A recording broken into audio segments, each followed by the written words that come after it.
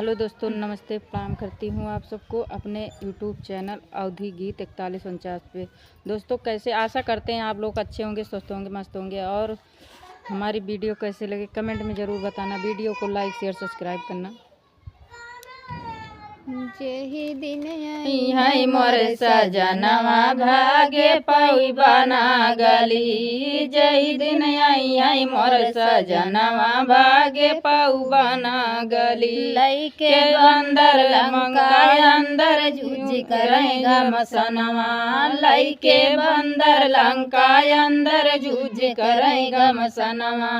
के तनौ जन का मार गिरई पर गारे माँ पर नवा भागे पई बना गली। परी है गारे माँ पर नवा भागे पई बना गली। जेहि दिन आई है मोर सजनवा भागे पई बना गली। जेहि दिन आई है मोर सजनवा भागे पई बना गली। अब 2-3 टाइम हम कह दिया।